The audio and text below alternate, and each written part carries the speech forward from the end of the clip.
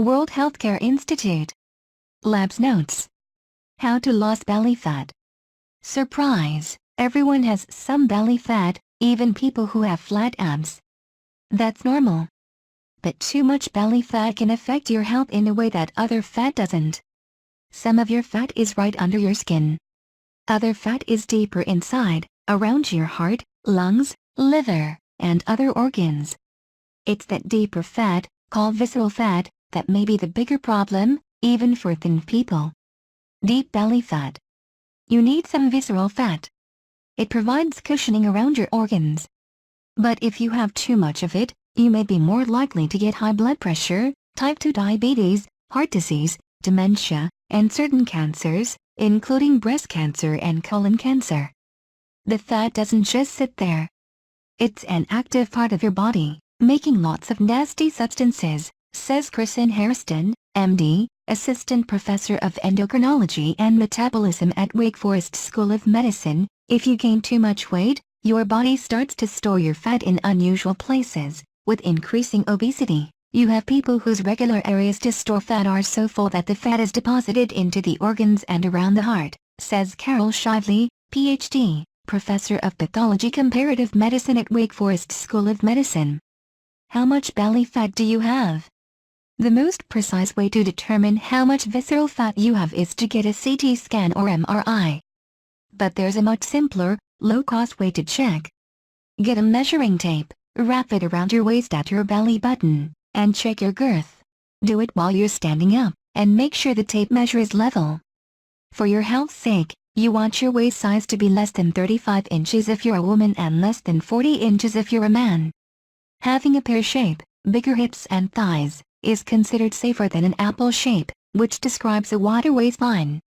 What we're really pointing to with the apple versus pear, Hairston says, is that, if you have more abdominal fat, it's probably an indicator that you have more visceral fat.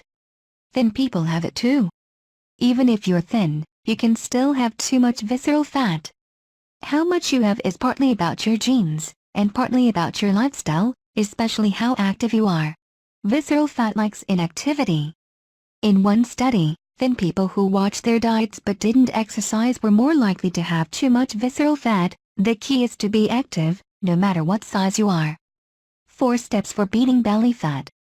There are 4 keys to controlling belly fat: exercise, diet, sleep, and stress management. 1. Exercise. Vigorous exercise trims all your fat, including visceral fat. Get at least 30 minutes of moderate exercise at least 5 days a week.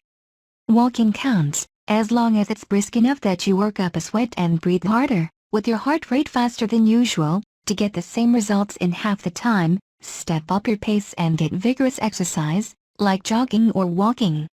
You'd need to do that for 20 minutes a day, 4 days a week. Jog, if you're already fit, or walk briskly at an incline on a treadmill if you're not ready for jogging. Vigorous workouts on stationary bikes and elliptical or rowing machines are also effective, says Duke researcher Chris Lentz, Ph.D. Moderate activity, raising your heart rate for 30 minutes at least 3 times per week, also helps. It slows down how much visceral fat you gain. But to torch visceral fat, your workouts may need to be stepped up: rake leaves, walk, garden, go to Zumba, play soccer with your kids. It doesn't have to be in the gym, Hairston says. If you are not active now, it's a good idea to check with your healthcare provider before starting a new fitness program. 2. Diet. There is no magic diet for belly fat. But when you lose weight on any diet, belly fat usually goes first. Getting enough fiber can help. Hairston's research shows that people who eat 10 grams of soluble fiber per day, without any other diet changes, build up less visceral fat over time than others. That's as simple as eating 2 small apples, a cup of green peas, or a half cup of pinto beans. Even if you kept everything else the same but switched to a higher fiber bread, you might be able to better maintain your weight over time, Hairston says. 3. Sleep. Getting the right amount of shut-eye helps. In one study, people who got 6 to 7 hours of sleep per night gained less visceral fat over 5 years compared to those who slept 5 or fewer hours per night or 8 or more hours per night. Sleep may not have been the only thing that mattered, but it was part of the picture. 4. Stress. Everyone has stress. How you handle it matters. The best things you can do include relaxing with friends and family, meditating, exercising to blow off steam, and getting counseling. That leaves you healthier and better prepared to make good choices for yourself. If you could only afford the time to do one of these things, Shively says, exercise probably has the most immediate benefits, because it gets at both obesity and stress.